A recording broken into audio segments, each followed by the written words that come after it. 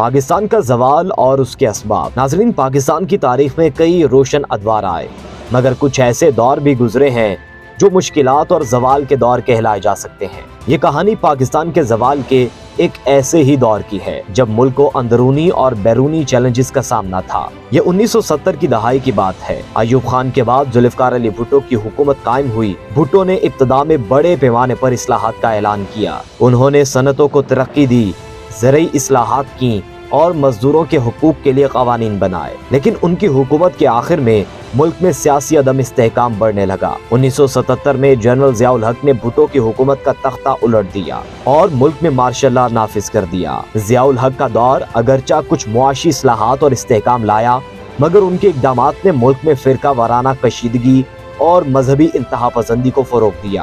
ان کے دور میں افغانستان کی جنگ کے نتیجے میں پاکستان میں مہاجرین کی بڑی تعداد آئی اور اسلحہ و منشیات کی سمگلنگ میں اضافہ ہوا۔ ضیاء الحق کے بعد بے نظیر بھٹو اور نواز شریف کی حکومتوں کا دور آیا۔ دونوں حکومتیں سیاسی عدم استحکام، بدعنوانی اور معاشی بحرانوں کا شکار رہیں۔ سیاسی کشمکش اور اقتدار کی جنگ نے ملک کی ترقی کو بری طرح متاثر کیا۔ 1990 کی دہائی میں پاکستان کو معاشی بدحالی کا سامنا کرنا پڑا۔ غیر ملکی قرضے بڑھنے لگے اور ملک معاشی مشکلات میں گر گیا۔ تعلیم اور صحت جیسے اہم شعبے نظر انداز ہوئے اور بے روزگاری اور غربت میں اضافہ ہوا۔ 2000 کی دہائی کے آغاز میں جنرل پرویز مشرف نے اقتدار سنبھالا۔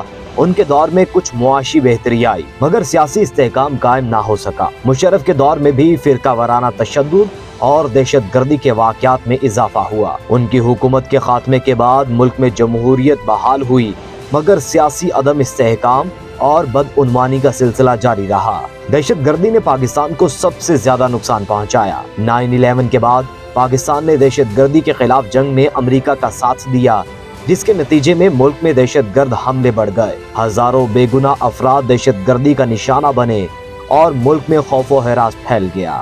پاکستان کے زوال کی وجوہات میں سیاسی عدم استحکام، بدعنوانی، فرقہ وارانہ تشدد اور دہشت گردی کے علاوہ معاشی بدحالی بھی شامل ہیں۔ ملکی وسائل کا غلط استعمال، تعلیمی نظام کی خرابی اور صحت کے شعبے کی ناکامی نے بھی ملک کو پسماندگی کی طرف دھکیل دیا۔ نواز شریف نے اپنے دور حکومت میں معاشی ترقی کے لیے اہم اقدامات اٹھائے۔ انہوں نے انفراسٹرکچر کے منصوبے شروع کیے، جیسے موٹر ویز اور بجلی کے نئے منصوبے۔ ملک کی معیشت میں بہتری آئی اور بیرونی سرمایہ کاری میں اضافہ ہوا، لیکن عمران خان کی سیاسی تحریک اور احتجاجی سیاست نے نواز شریف کی حکومت کو غیر مستحکم کیا۔